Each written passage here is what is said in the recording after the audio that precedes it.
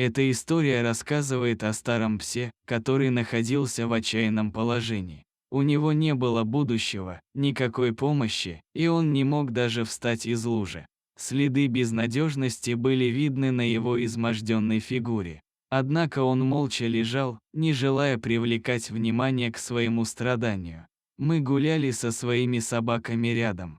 Контраст был удивительным, наши питомцы были ухоженными и блестящими, а рядом лежал этот незнакомый старый пес с глазами, потерявшими свой блеск от боли. Моя решительная подруга сказала: «Нам нужно что-то сделать, но я не смогу одна унести его до машины.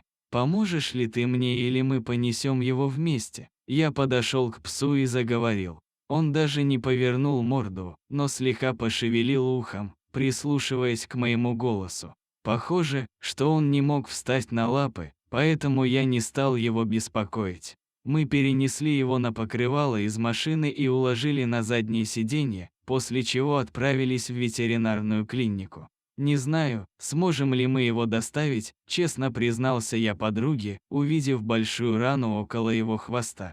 Там, кажется, уже что-то начало развиваться. Она забежала в клинику, чтобы сказать, что пес грязный. Но врачи, благородные люди, приняли его. Они осмотрели его и обнаружили бритый живот.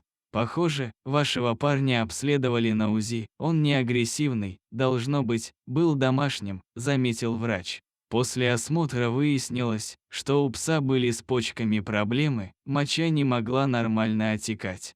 Она накопилась внутри, что вызывало ему сильную боль при движении. Вероятно, его хозяева выгнали его на улицу, чтобы избежать лечения. В ветеринарной клинике врачи помогли ему мочевой освободить, обезболили его и вкололи антибиотики из-за высокой температуры. Они также смогли немного накормить его жидким кормом, на что пес отреагировал и уснул от усталости. Мы чередовались в уходе за ним, кормили его из шприца, давали пить, ждали, пока он голову поднимет и начнет пить воду самостоятельно.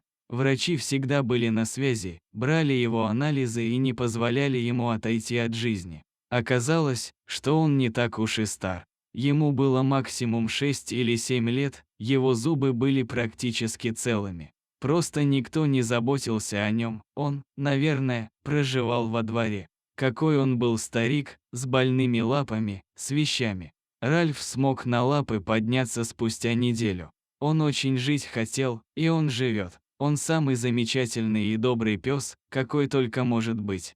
Хорошо, что мы его тогда заметили.